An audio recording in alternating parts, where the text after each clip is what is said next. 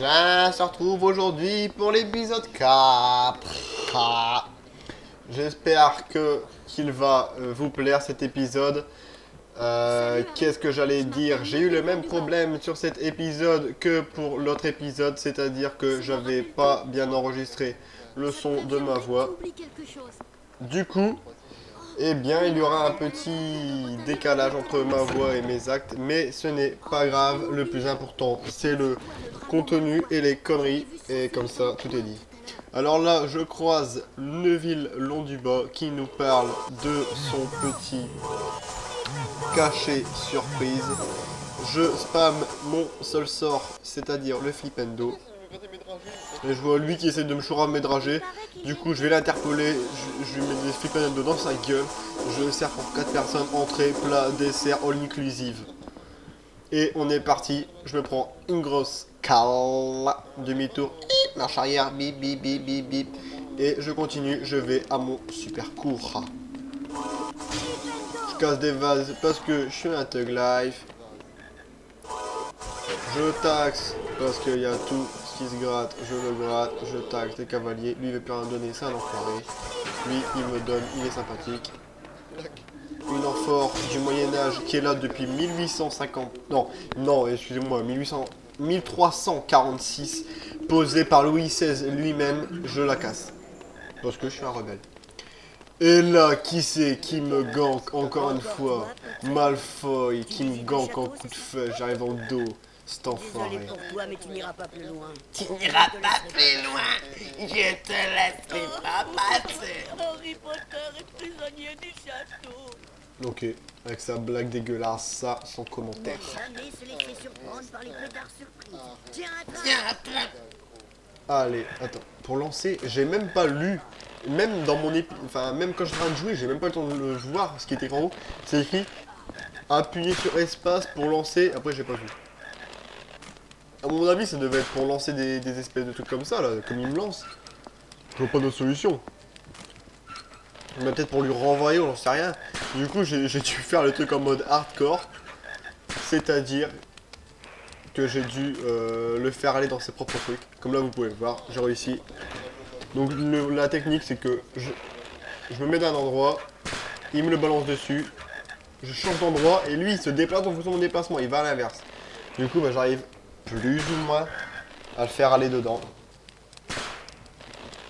Donc, c'est un peu chaud. Ça galère, ça galère, ça galère, ça galère. Ces paquets, ils sont dégueulasses. D'ailleurs, j'ai failli m'en prendre. Je crois que je vais m'en prendre un, peut-être même après.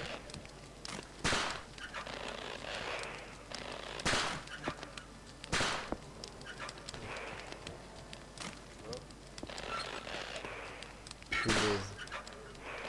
Et il est interminable ce niveau. Ah là! Oui, là, il s'est pris un gros coup. Mais là, plus il prend charge à sa gueule, plus il va balancer des trucs et tout. Donc là, ça va devenir vraiment compliqué. Et en plus, il a de la chance. Regardez, vous voyez, là, les dragées, c'était à 1 mètre de lui. Même pas, il va les prendre. Du coup, là, ça va devenir vraiment tendu du slibard. Toujours la même technique. Là, je m'en prends un sur la gueule. Magnifique. Headshot. Jean-Paul, le frappeur d'arbres et de poteaux. Mais aussi, de sachet surprise. Hop. Là il arrose, hein. Et là il arrose. Là il est en train de niquer tous les stocks de Fred et Georges. Tant mieux que ça pour eux c'est bon pour leur business. D'ailleurs pour ceux qui ne le savent pas, dans le film il me semble qu'on n'entend pas parler. Mais dans le livre on en est au courant. Comme ça je vais aussi développer, essayer en tout cas, de vous faire connaître des choses sur Harry Potter qu'on ne connaît pas forcément quand on a vu les livres. C'est Harry Potter en fait qui va permettre à Fred et George d'ouvrir leur boutique de farce et attrape grâce à l'argent gagné dans la coupe de feu. Ils remportent 1000 galions d'or. Et ces 1000 galions, il va tout simplement les donner à Fred et George quand ils repartent du train. Quand ils redescendent du train dans la fin de la 4e année, et il va tout simplement leur donner pour permettre de lancer leur business. C'est pour ça aussi que tout est gratuit quand il va là-bas pour lui. Je sais pas si ça lit pas dans le film. Enfin bref, J'ai lu les Harry Potter 1 à 7 pendant les grandes vacances. Tellement j'étais occupé comme un fou. Du coup, j'ai kiffé. J'ai vraiment kiffé, je trouve vraiment très lourd. Et maintenant, je dois me rendre à mon cours.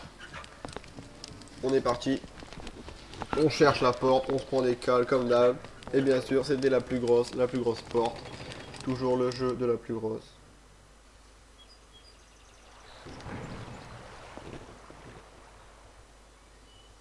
Harry, Qui c'est qui me... Non! Qui c'est que v'là donc? Sans ces bruitages aux pieds qui devraient faire... Hagrid, le C'est garde-chasse. Hagrid, le Ça me fait garde-chasse. Je vois que tu as fini par trouver le parc. Bien sûr, j'ai trouvé le parc de Poudlard, mon gars, tu prends pas un J'arrive pas à con, quoi. croire à quel point tout pousse vite par ici. Tout pousse vite par ici. Ton ami Hermione Dit-il, t'attend. du haut de ses 2,50 m. Passe prendre le thé chez moi quand tu auras terminé. Passe prendre le thé chez moi, c'est sympa, mon gars. Sympa.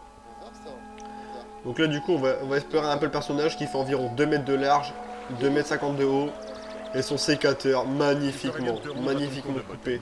Regardez bien cette technique, ce relâchement de poignet, cette posture. J'ai essayé de passer en dessous du sécateur, mais ça marche pas. Vous avez vu, à chaque fois, Hagrid se met T'attends déjà à me parler quand je rentre dans sa zone d'aggro. Et voilà qui est fait. J'ai été voir mon pote Hagrid. Et maintenant, rendez-vous au cours de botanique. Sinon, je vais me faire engueuler par la chimale que ses cheveux ils vont dans sa blouse. Je vais attendre Neville ici. Du coup, on est parti. Elle me donne des conseils, mais par contre, elle les fait pas. Elle veut chercher une ville, bien sûr. Allez, c'est bien. On est parti.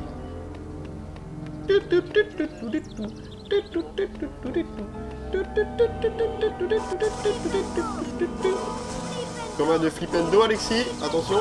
4, 5, 6, 7, 8, 9, 10 et 10 flipendo. Sauf que en fait, il y a eu un bug. Parce que normalement, les flipendo se coupent une fois qu'on est arrivé au nombre total de dragées qu'on peut choper.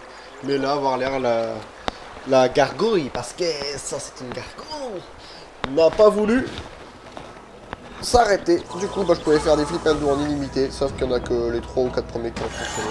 Là, je racle des dragées pour 50 personnes.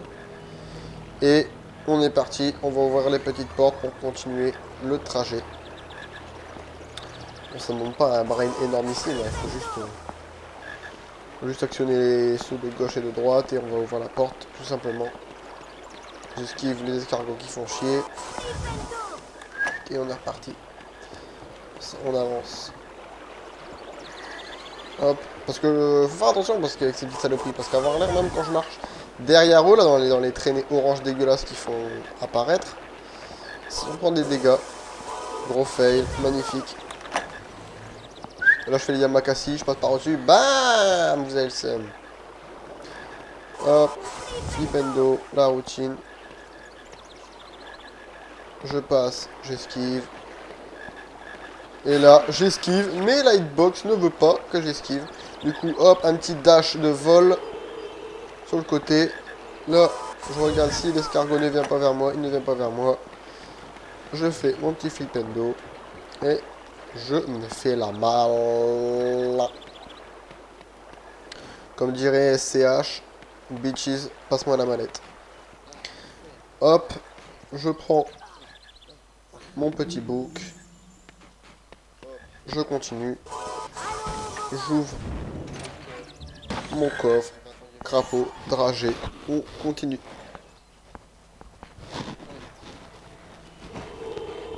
Donc là, comme la con, j'essaie de faire passer le sort d'Incendio dessus, mais il s'avère que je n'ai pas encore ce sort d'Incendio, je vais seulement la prendre. Donc je me prends une grosse quenelle. J'esquive. Je trouve cette gargouille, dragon bizarre, qui m'ouvre un buisson. Et je vais donc explorer ce qui se passe là-bas. On peut lancer un flipendo dessus, qui s'avère totalement inutile. Je pense que je viens de faire le pire place de l'histoire du jeu vidéo. Ce place ne sert totalement à rien. On lance un flipendo sur un bout de rocher dégueulasse. Ça fait strictement rien. Ça sert strictement à rien. Donc c'était un petit peu la quenelle sauce m'a fait. Je fais quelques petits dodge pour voler. J'esquive la plante. Et là, la quenelle, elle m'en fait 2 d'affilée. Je me suis fait brain comme un lama hispanique sur un yacht russe. Là, et encore une fois, je me suis dit, bon, ça passe. Même pas. Là, je vais voir le jumeau du quenelleur. Je vais explorer la zone. Qu'est-ce qui va se passer ici? Je regarde s'il y a 2 entrées. Il y a bien les 2 entrées. Je me retrouve derrière. Qu'est-ce qu'il y a? Un coffre. Je regarde le coffre. Ça drop des dragées. Que je racle. La routine. Ah. Je continue.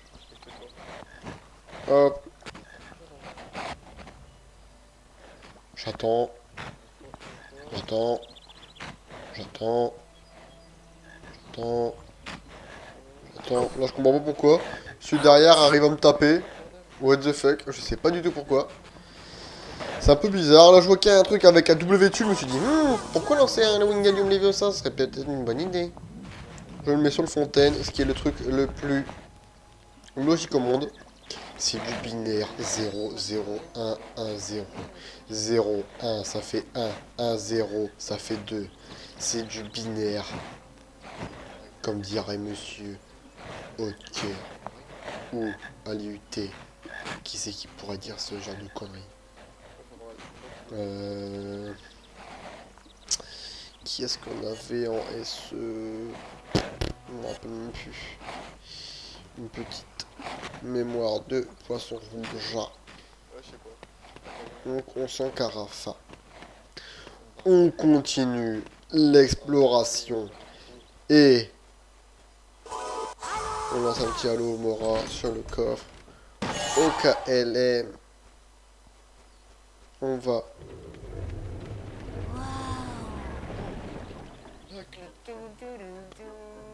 Dun, dun, dun, dun. Dun, dun, dun, dun. Dun, dun, dun, dun. Dun, dun, dun, dun. Dun, dun, dun, dun. Faute de moyens techniques, je fais la musique moi-même. Mais vous avez bien sûr reconnu Abdul et George qui veulent encore me racler mes dragées pour me donner une de leurs cartes qui sert à rien. Magnifique. Merci George. Merci Fred. Non, Fred. Abdul. Pardon. On racle l'animation. L'animation.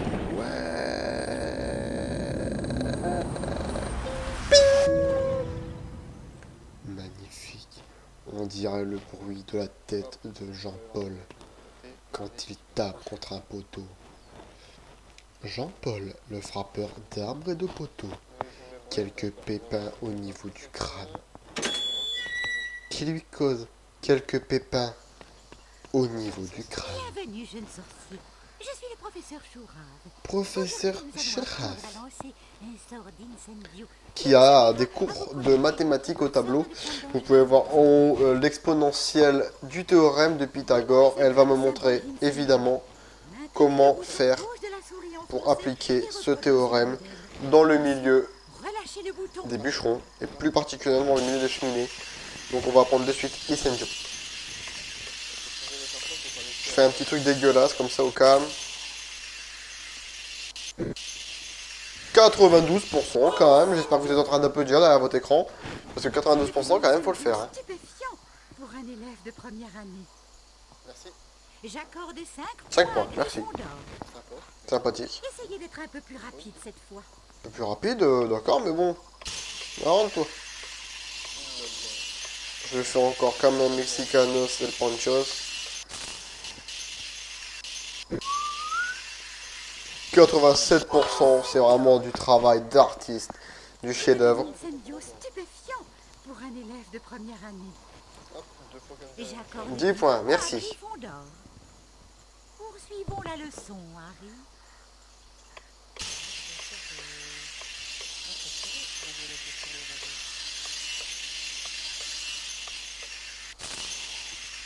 Combien? Combien? Combien? Combien? 95% pour les 80. Petit beg, elle me dit 10 fois la même phrase. Et pour le dernier, bien sûr, je parie que je vais fail. Pour le 80, je fais 95%. Et là, pour le 95%, je vais faire 80%, peut-être, j'en sais rien. Ça m'a l'air pas mal, mais ça va pas être suffisant. Je pense que ça va taper les 89%. 94 à 1% près. À 1% près. Oh, oh. La quenelle sauce m'a fait. La la la la la la la la la la la la. Fin de l'épisode. À bientôt les gars. Kiss kiss bang bang.